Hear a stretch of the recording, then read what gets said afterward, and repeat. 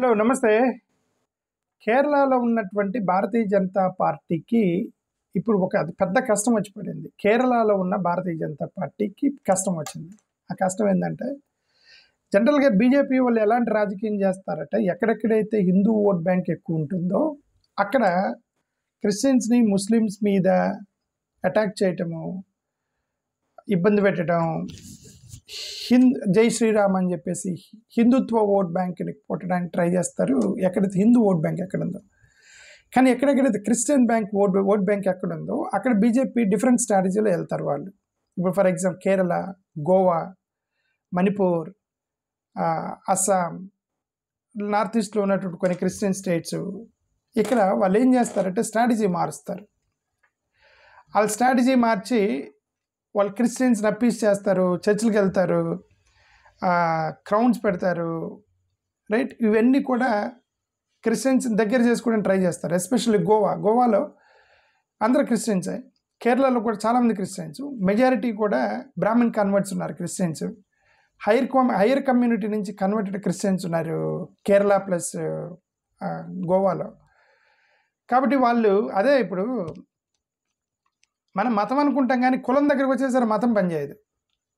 మతాన్ని బట్టి యునైట్ అవ్వాలని చెప్పేసి లోయర్ కమ్యూనిటీలో ఉన్న దళితులు అనుకుంటారే తప్ప ఈ దళితులే డివైడ్ అవుతారు. ఏమని, వాడు క్రిస్టియన్ రా, వాడు హిందూరా అని వీళ్ళు అవుతారు తప్ప. బట్ హయ్యర్ కమ్యూనిటీకి వచ్చిన తర్వాత caste will be more prevalent than religion.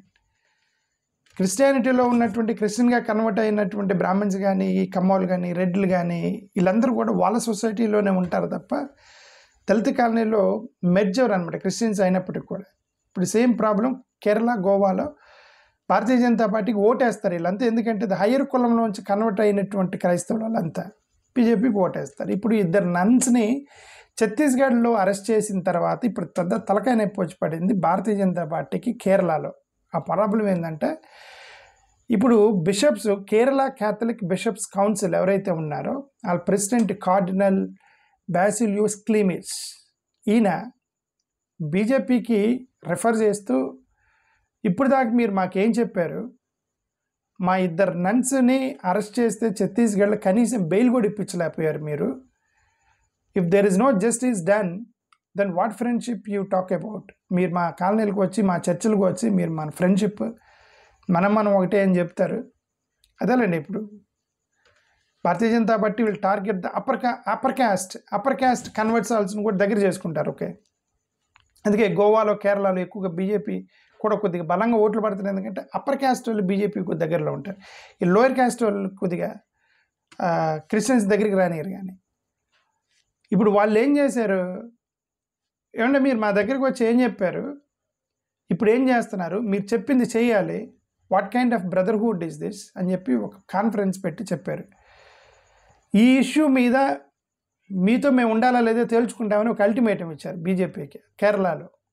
Of course కానీ కేరళలో ఉన్నటువంటి భారతీయ జనతా పార్టీ వాళ్ళు సిన్సియర్గా ట్రై చేస్తున్నారు ఆ నర్సును విడిపించడానికి. చంద్రశేఖర్ అని ఎవరైతే బీజేపీ ప్రెసిడెంట్ ఉన్నాడో అతను సిన్సియర్గా ట్రై చేస్తున్నాడు. ఎందుకంటే ఇప్పుడు ఆఫ్టర్ ఆల్ చాలా పాలిటిక్స్ అండి, ఓట్లు పడవు వాళ్ళకి. క్రిస్టియన్ ఓట్లు కావాలంటే బీజేపీకి కేరళలో ఇప్పుడు ఆ నన్స్ని విడిపించాలి. అందుకని వాళ్ళు ట్రై చేస్తున్నారు. వాళ్ళు ఛత్తీస్గఢ్లో ఉన్న ఒక ఆర్ఎస్ఎస్ వాళ్ళు, ఛత్తీస్గఢ్లో ఉన్న బీజేపీ వాళ్ళతో మాట్లాడుతున్నారు కేరళ వాళ్ళు. ఓకే, బట్ ఏదైనా వీళ్ళైతే వార్నింగ్ ఇచ్చారు. క్యాథలిక్ చర్చ్ అని ఇప్పుడు వాళ్ళందరూ కూడా ఒక ధర్నా చేశారు. రాజ్భవన్ దాకా నన్స్ వాళ్ళందరూ కూడా పెద్ద ధర్నా చేశారు. ఇందాక ధర్నా చేసి అక్కడ కేరళ మొత్తం మీద 43 క్యాథలిక్ డయోసిస్లు ఉంటాయి కేరళ మొత్తం మీద. వాళ్ళందరూ కలిసి కేసీబీసీ అని ఒకటి ఫామ్ అయ్యారు. క్యాథలిక్ బిషప్స్ కౌన్సిల్ అనేటువంటి ఒకటి ఫామ్ అయ్యారు. వాళ్ళు ఒక పేపర్ స్టేట్మెంట్ డైరెక్ట్గా బీజేపీని రిఫర్ చేస్తూ ఒక మాట అన్నారు, we're closely watching the situation, do what you say, be sincere in your actions, this is what we're looking for, our concern is justice for the 2 nuns అని చెప్పారు. ఎవరిని, బీజేపీని రెఫర్ చేస్తూ. మీరు ఏం చెప్పారు అది చేయాలి, మీరు మా దగ్గరికి వచ్చి ఓట్లకు వచ్చి ఏదో చెప్పారు, మీ క్రిస్టియన్స్ని ఇబ్బంది పెట్టమన్నారు. అది వాళ్ళ యొక్క పాయింట్ ఆఫ్ వ్యూ. ఇంకోటి కూడా అన్నారు, we're not going to close the gospel in the country, our tongues have strength to proclaim the gospel and that will continue అని కూడా అన్నారు. ఏదో మీరు ఇబ్బంది పెడితే గాస్పల్ ఆపుతాము అని అనుకోకండి. గాస్పల్ ఆపము, అది ఎందుకంటే అది మా డ్యూటీ గాస్పల్ చేయటం అనేది. దేశం మొత్తం మీద కూడా అంటే వాళ్ళ రిలీజన్ ప్రకారం స్వార్థ ప్రకటించడం అనేది మా డ్యూటీ. అది మీరు అరెస్ట్ చేసి ఇబ్బంది పెడితే ఆపుతామని అనుకోకండి, మేము ఆపమని చెప్పేసి వాళ్ళైతే చెప్పారు క్యాథలిక్ బిషప్లు. Okay, Palakkad bishop Peter Kochupurackal attack the BJP's Christian appeasement. అదేనండి, క్రిస్టియన్ అప్పీజ్మెంట్ అంటే ఎక్కడ క్రిస్టియన్ పాపులేషన్ ఎక్కువ ఉంటుందో అక్కడ బీజేపీ వాళ్ళు వాళ్ళకి అప్పీజింగ్ పాలిటిక్స్ చేస్తారు. గోవాలో, కేరళలో, మణిపూర్లో అదంతా చేస్తారు కదా.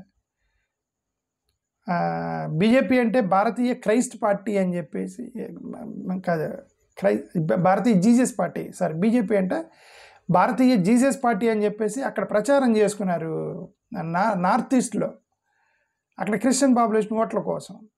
ఓకే, అంటే అది స్ట్రాటజీ మార్చారన్నమాట. దెర్ ఆర్ సర్టన్, అందుకే ఇప్పుడు వాళ్ళు ఏమన్నారంటే, ఇదిగోండి మీ రామాయణంలోనే మహాభారతంలోనే ధృతరాష్ట్ర అని ఒక రాజు ఉంటాడు.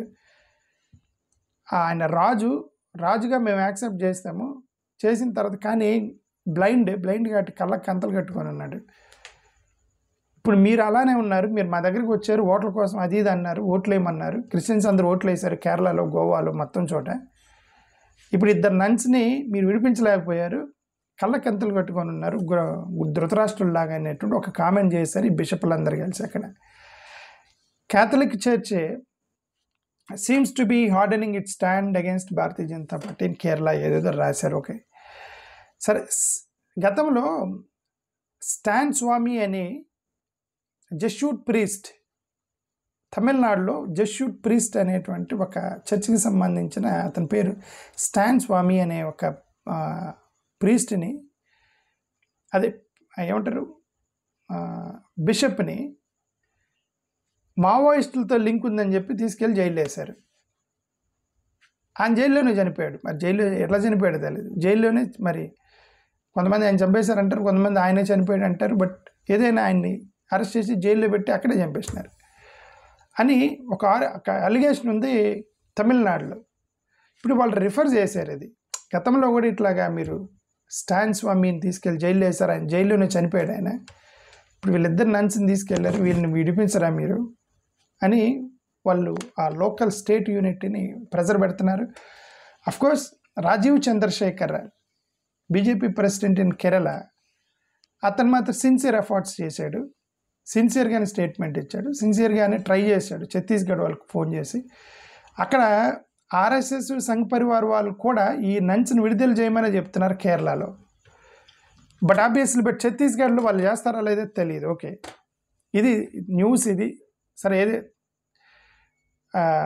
బిషప్లు బీజేపీ వాళ్ళకి వార్నింగ్ ఇచ్చారని చెప్పడానికి ఇది నా ప్రయత్నం ఇదంతా కూడా. కేరళలో, ఎందుకంటే కేరళలో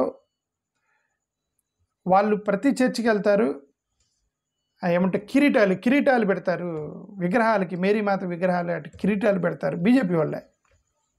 అదే అంత క్రిస్టియన్ పాపులేషన్ కదా. గోవాలో కూడా పెడతారు, క్రిస్మస్ ఫంక్షన్ చేస్తారు, బర్త్డే ఫంక్షన్ చేస్తారు, చర్చిలకు వస్తారు, అంతా చేస్తారు. ఇప్పుడు నన్ను విడిపించమంటే యాంటీ కన్వర్షన్, హ్యూమన్ ట్రాఫికింగ్ అది ఇది అని చెప్పేసి అంటున్నారని చెప్పేసి ఒక పెద్ద తలకాయ నొప్పి అయిపోయింది బీజేపీ వాళ్ళకి కేరళలో. ఇది న్యూస్. థ్యాంక్ యూ, నమస్కారం.